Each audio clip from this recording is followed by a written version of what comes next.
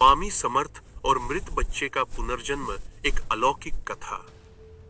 अक्कलकोट का वह शांत दोपहर का समय था।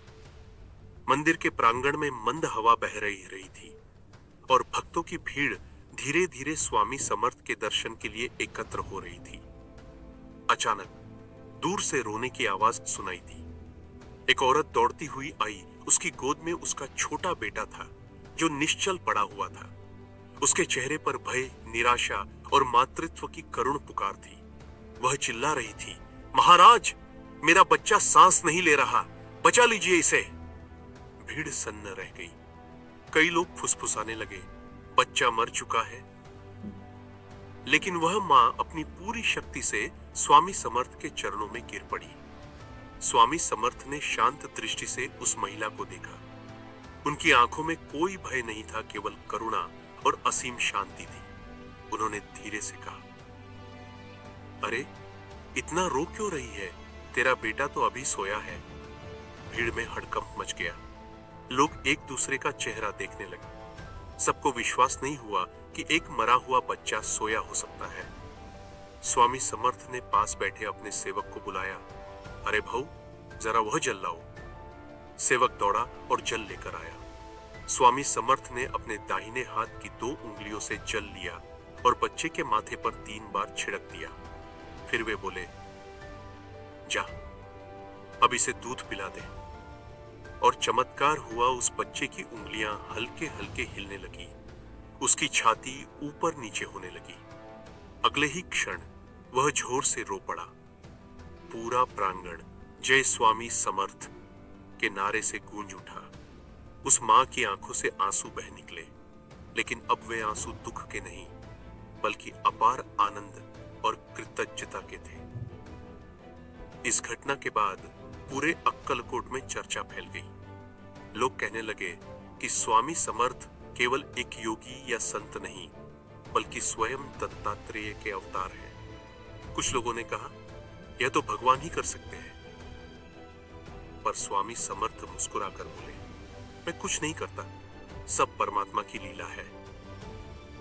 उस रात वह महिला अपने बेटे को लेकर मंदिर के पास रुकी। सुबह होते ही उसने देखा कि स्वामी समर्थ पहले से ही आंगन में बैठे हैं और उनके चारों ओर पक्षियों का झुंड है।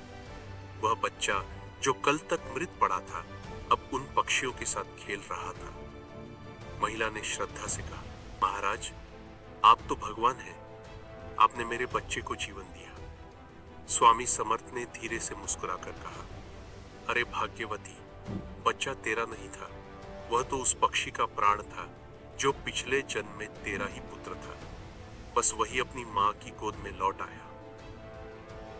महिला ने यह सुना तो कुछ पल तक निशब्द रही। उसे कुछ समझ नहीं आया, पर उसके हृदय में जो प्रेम, शांति और विश्वास उमड़ा, वह शब्दों में नहीं कहा जा सकता। कहते हैं, उस घटना के बाद अक्कलकोट में किसी के मन में स्वामी समर्थ की शक्ति पर संदेह नहीं रहा। दूर दूर से लोग अपने दुख लेकर आने लगे। कोई रोगी, कोई निर्धन, कोई असहाय, और स्वामी समर्थ हर किसी को उसी सहज मुस्कान से उत्तर देते, अरे चिंता मत कर, सब ठीक होए। उनकी वाणी में ऐसा बल था कि लोगों के मन का भय उसी क्षण मिट जाता। कई बार वे किसी के मन की बात बिना कहे जान लेते। कभी किसी को केवल एक पान का टुकड़ा देते और कहते, खारे, रोग जाइल, और सच में कुछ दिनों में वह व्यक्ति स्वस्थ हो जाता। समझदार लोग कहते हैं कि स्वामी समर्थ का असली चमत्कार किसी को मृत्यु से लौटा देना नहीं था, बल्कि लोगों के मन में विश्वास को पुनर्जीवित करना था। वह हर घटना से यही सिखाते थे, भगवान दूर नहीं है, वह तो तेरे भीतर ही है, तू बस विश्वास रख। कई वर्षों बाद जब स्वामी समर्थ ने अपने शरीर का त्याग किया, तब भी उनके भक्तों का विश्वास कभी नहीं टूटा। कहते हैं, आज भी अक्कलकोट की हवा में उनका आशीर्वाद बहता है। कभी किसी भक्त को उनके दर्शन स्वप्न में होते हैं, तो किसी के संकट के समय अचानक सब ठीक हो जाता है, मानो अदृश्य हाथ उसे संभाल रहा हो। क्योंकि स्वामी समर्थ ने एक बार कहा था, मैं कहीं गया नहीं, जो मुझे पुकारे मैं वही हूं। यह कथा सिर्फ एक चमत्कार की कहानी नहीं, बल्कि एक सजीव प्रमाण है कि जब श्रद्धा और विश्वास एक हो जाते हैं तो असंभव भी संभव हो जाता है।